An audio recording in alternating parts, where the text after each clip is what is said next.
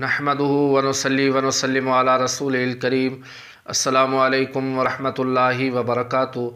राहे इस्लाम में तमाम दोस्तन की खुश आमदीद। प्यारा दोस्तों, अज बेहतरीन मालूमात खणी तव्हांजी खिदमत में हाज़िर थियो आहियां। सो ही है त अज छंछर के ॾींहं जो मुख़्तसिर तारुफ़ ऐं कुछ फज़ीलतूं ऐं कुछ वाक़ियात अवां जी खिदमत में अर्ज़ कंदुसि।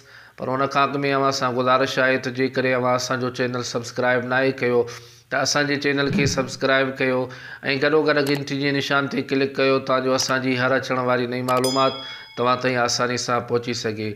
प्यारा दोस्तों, हज़रत अनस बिन मालिक रज़ी अल्लाह ताला अन्हु फरमाइनि था त असां नबी करीम सल्लल्लाहु ताला अलैहि वसल्लम जिन खां हर ॾींहं जे मुतालिक़ पुछा कंदा हुआसीं, पर जॾहिं छंछर जे ॾींहं जे मुतालिक़ असां नबी करीम सल्लल्लाहु ताला अलैहि वसल्लम जिन खां पुछा कई त अल्लाह जे प्यारे महबूब करीम सल्लल्लाहु ताला अलैहि वसल्लम फरमायो त छंछर जो ॾींहुं मकरो फ़रेब यानी धोखे जो ॾींहुं आहे।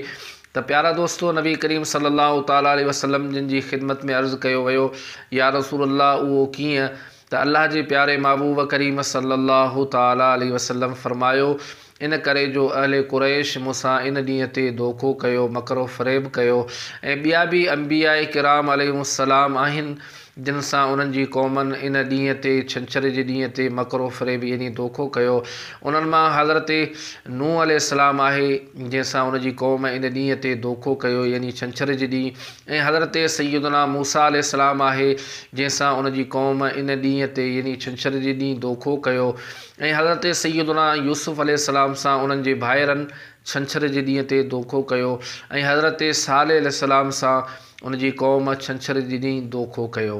त प्यारा दोस्तों, हाणे इन जी फ़ज़ीलत जे मुतालिक़ अर्ज़ु कयां त हज़रत अबू हुरैरा रज़ी अल्लाह ताला अन्हु खां रिवायत आहे त नबी करीम सल्लल्लाहु ताला अलैहि वसल्लम फरमायो त जेको शख़्स छंछर जे ॾींहुं 4 रकात नमाज़ नफ़िल हिन तरह अदा करे जो हर रकात में अलहम्द शरीफ़ खां बाद 3 मरतबा सूरतुल काफ़िरून यानी कुल या अय्युहल काफ़िरून इहा पढ़े ऐं सलाम फेराइण खां बाद हिकु दफ़ो आयतुल कुर्सी पढ़े त अल्लाह पाक उनखे हर हर्फ़ जे बदिले हज ऐं उम्रे जो सवाब अता फ़रमाईंदो ऐं हर हर्फ़ जे बदिले अल्लाह पाक उनखे 1 साल जी रोज़नि जो सवाब ऐं 1 साल जी क़याम जो सवाब अता फ़रमाईंदो आहे।